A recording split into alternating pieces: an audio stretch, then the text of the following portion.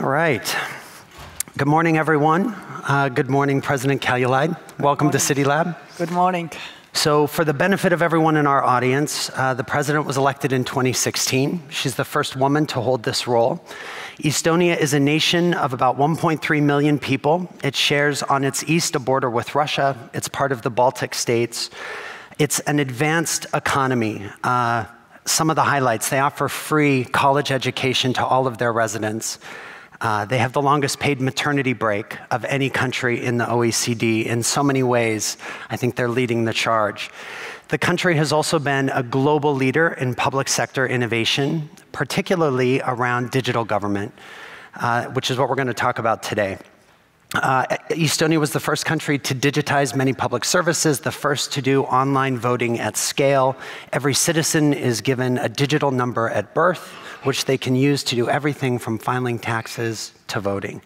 It's been called the most ambitious project in technological statecraft today, so it's a great pleasure to have you with us, Madam President.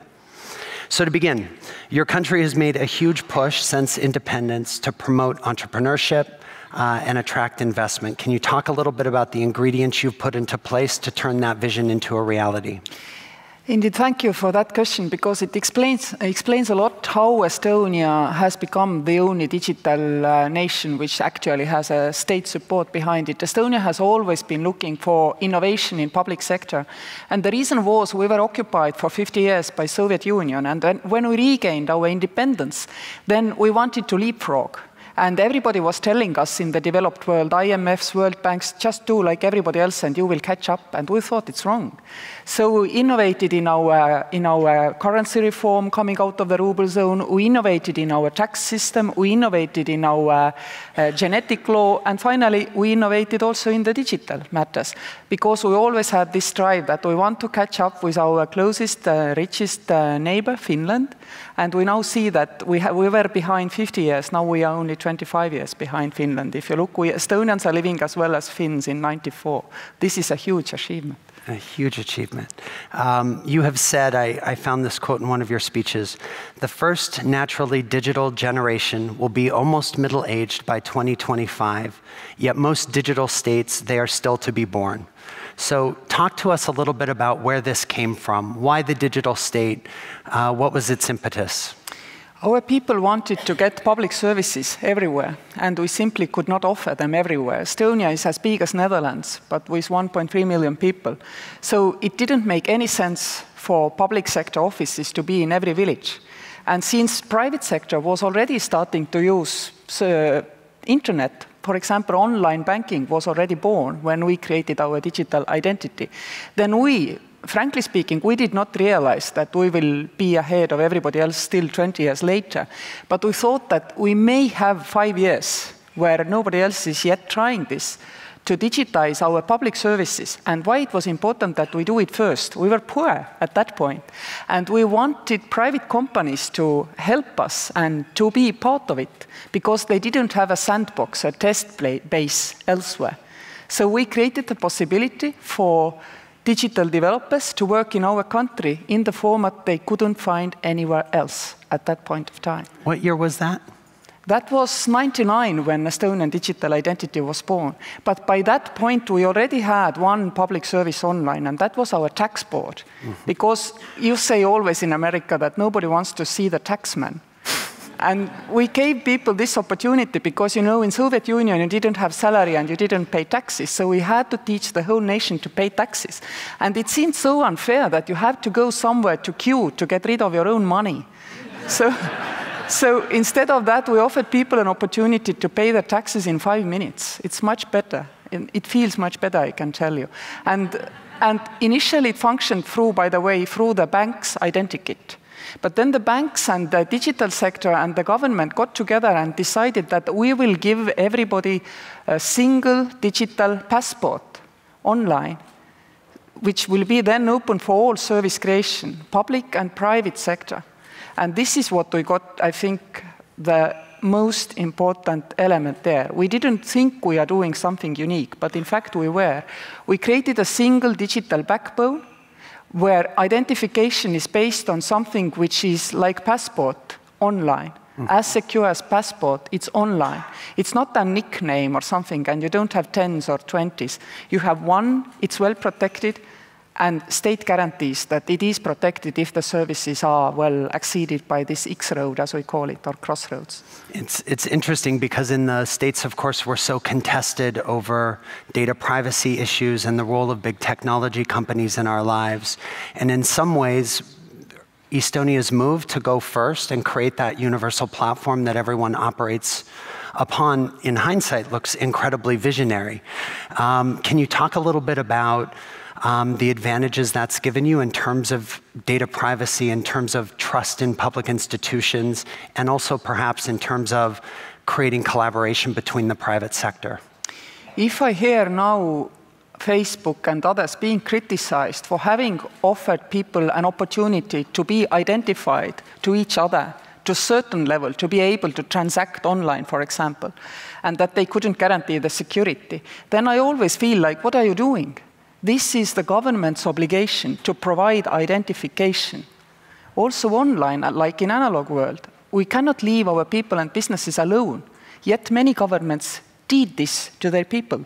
And then they blame the companies who have well tried to offer something, but the companies cannot guarantee this level of universal safety, what states can guarantee.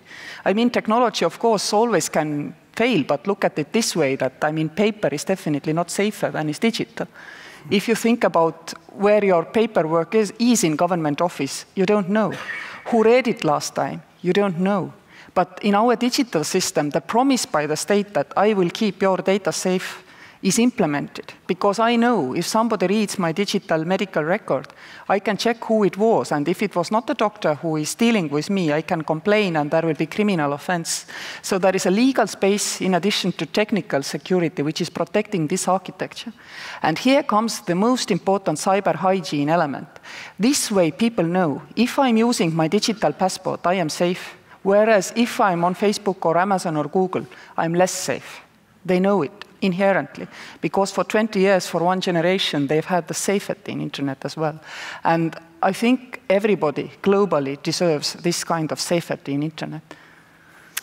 You talk a lot about digital hygiene, which to me sort of speaks to this idea that you're really creating a digital culture within your society. And I wonder if the culture was started before the reality came into clear existence. Was that something that you seeded as intentionally as these early investments? Well, in '99, there were basically two services people used. One was this electronic tax board, and the other was online banking. And both ran on this platform. Gradually, the services were added. Gradually, people got more and more used to this, having this safe opportunity. And gradually, they got more and more lost. Why globally, as soon as you exit, because Estonia is a tiny country, as soon as you go outside, you do not have this kind of safety. So we were learning quite quickly that if I'm in the system with my digital ID, then nobody is starting to send me advertisements about, I mean, taking the same trip again, as you know, everybody who has booked tickets for booking.com. So you inherently learn the cyber hygiene, but you need to teach people cyber hygiene. We have people going around in our schools telling children that if it's not okay in analog world, if it's offensive in analog world, you cannot do it in digital. And we actually have a legal space which says exactly the same. So if somebody is looking, let's say, in traffic registry for my, I don't know, my ex-boyfriend's new girlfriend's data, it's criminal offense. You go to court, you're punished because you did it. And we had a couple of cases, actually, which were highly mediatized, and people learned really quickly that, no, I don't do it. I don't do it in digital any more than I do it on paper. So cyber hygiene needs to be taught globally and everywhere, because technology will not keep us safe. It's always brain which keeps us safe. So sticking on this point of the transition from analog to digital, another great thing that I read in one of your talks, we must go for inclusiveness, not high end, and we must go for reliability, not complexity. You later said, going digital, this was also an opportunity of radically rethinking and simplification, because simply making an existing paper process digital is not such a good idea. And I think that gets to an issue that so many of the people here in the room have, the transition to digital services also requires that we do process redesign, and they impact the way that people work and their routines. Can you talk a little bit? I can't imagine that transition was a completely seamless and easy one, but how has it shifted the way that people work and the administrative routines and so forth? First of all, Estonian public sector is simple anyway. Like, we have a single income tax rate for all income. I mean, rents, capital gains, salaries. So it's quite simple to administer anyway. And then on top of it, we had this advantage. You would call it disadvantage, but if you look at now, it seems like advantage, because there is not enough computer power to get, through very difficult public sector, processes. And then there is one very important thing, that we created our system this way, that it's like a sun. There is this nucleus where this X-road happens, where the identification happens, and an endless number of rays surrounding it. If you do a train instead, that people always enter the first wagon and then have to walk to the proper service, you lost. So there is a lot of work which has to go into the service design. But finally, technology will not do it by itself. It will still be your public sector culture, which will be reflected also in your digital state culture. The only thing which happens is that it gets more efficient and effective. So if you have a big bureaucracy, it gets even more efficient and effective in bothering people. So you have to take this into account. It will not happen by itself. It's still your job to streamline the processes. Was there a big focus on design-based, revisiting, using human-centered design and other tools? Because more and more the services went online. Nowadays you cannot get married online, and you cannot buy property. Everything else you can do online. And this means that we constantly have to struggle with the interfaces, that they are simple, that they are uniform, that they are easy to understand, that people do not get lost in the digital. Because if you get lost in the analog world, then you just walk up to that counter. There are no such counters in Estonia. I mean, there is in principle, but nobody would bother to go there. And people save 4 or 5 working days every year by simply using the digital process. But I mean, they get impatient. As soon as people realize that our public sector is falling behind in services design compared to private sector, they demand. Estonian people expect public sector to excel in online service provision. And this way the system is now citizen-driven. For example, if people notice that companies prompt them to buy something, do something, they immediately ask that, my driver's license is running out. You know it, prompt me. So our system now prompts people. Now it gets even further. People say, I have the right to a certain service, a social service, for example. I have this right, my bank account because I'm paying you taxes. Why do I still have to apply online? You have all the information, just pay. See, it becomes citizen-driven this way gradually. And you asked me also before, are we more somehow open to new technologies? Yes, we are. And exactly this way, people expect public sector to offer the technologies which are there, out there in private sector. So if you think of self-driving vehicles, of course Estonians want their cities to offer self-driving vehicles, because simply private sector can make these things. One of the things that we were chatting about backstage was, in addition to the efficiency gains that this has led to, you've really also taken note of the equalizing effect for women, for homemakers, for people in rural communities. Can you talk a little bit about that? Yes, and this I think is important to notice, that this applies both in public and private sector. Because, mostly it's women, at least in our country, I'm sorry to say, who apply for social services, who put children to kindergarten and to school. And if you do all this online in midnight, basically, or early in the morning, it saves a lot of time. So if you have heavy home life burden, it's an equalizer for you. Also, many companies now don't expect people to show up for work. And because you can identify yourself very easily, people are used to kind of work procedures which are online. And then I know one Estonian bank, for example, it never says this job is there. It says we have a job, and it gets done wherever people find themselves. And another example, and we have a man who makes bows and arrows. He lives in southern Estonia. His closest clients, he's a global seller. His closest clients are probably 1,000 kilometers away, yet he can make perfect living. Or take handicapped people. Let's imagine we have an autistic person who likes to knit red socks.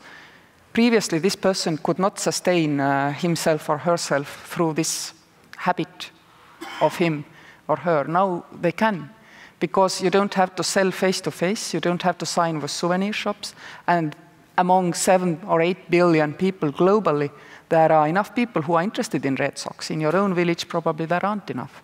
You see, it's an equalizer. A girl in Africa can learn Estonian tax code and do bookkeeping in Estonia without ever coming to Europe. This is what digital gives us. It's not killing jobs, it's creating jobs, and it's making access to jobs radically easier. But for this, I think our governments have the obligation to make sure that their people have at least this little thing, self-identifier. How we get it global, it's possible, but first everybody has to have them at home. The president was saying that shortly after independence, the policymakers decided that if we take the advice of IMF and everyone else to do what all the countries that have come before us have done, we're going to always be in the position of catching up with the other countries. And there was a very intentional focus on leapfrog technology and leapfrog public policy. So I ask you today, as the president of the first digital state, what is the next leapfrog that you're focused on? And where should we be looking for your next big moves? Actually, the leapfrog we are now in the middle of is preventive medicine.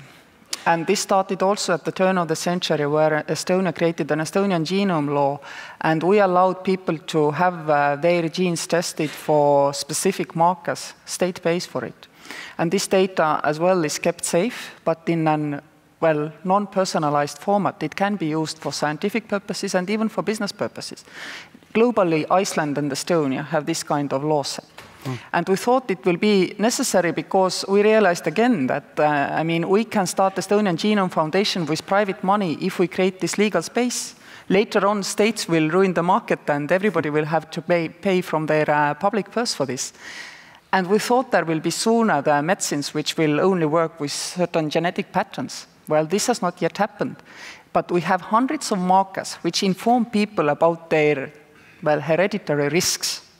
And this way, people can stay healthy, which leads us to better preventive medicine. Estonian healthcare system is ranked the most efficient globally. Part of it is this pattern, part of it are other elements. But this is becoming, I think, the next big thing is preventive medicine and digital healthcare. We need to educate our web doctors, and you know why. I think also here, like in Estonia, when people get a cough or they have a pain somewhere, first thing they do is Google. And nowadays they find a lot of silly, esoteric stuff on the Google. Therefore, we cannot change the behavior of people. There is demand. So we need to create properly educated web doctors. Narrow AI, which will learn from cases it has gone through, which will learn from the information that they can get from Genome Foundation, for example, and hence start informing people properly. Immediately seek help. Well, this pain probably will pass all by itself, all this kind of information. It has to get the scientific, not esoteric base online. And this is something which will happen not only in Estonia, but in Estonia it's more personal because people can have their own genetic pattern tested. Also in digital, it's the narrow AI. As I said, people want the state now to be proactive. They don't want to apply for services. They want that the state offers these services all by itself, discreetly, there in background. And they want these services globally. We now understand we need to put our school online. There has to be a computer game which will be called Estonian primary school, Estonian secondary school. Because then Estonian kids who live globally in Europe, because we have the free job market, it's legal and it's promoted. So we have to make sure that children can, if they want, study in Estonian language. Also, it will make regular school better because nowadays it's less and less the function of a child's age, what they know. So teachers can supervise learning based on this computer program, but not teach a class. Because 9-year-olds, for example, in Estonia have very different command of English language. Mostly they can speak, but their textbooks expect them not to be able to even read and make simple sentences. They don't know which are the root words, and they cannot write. But not what is in the textbook. Same in math. So this school system will have to radically change so that kids could be ready to be better people. And then this is the most important thing. Computers are taking away from us the burden of really, well, tedious, boring tasks. And then we can concentrate in being compassionate human beings. I think this is the most important thing we need to teach our people now. This is the most important thing, and a terrific note to end on. Please join me in thanking the President for being with us today.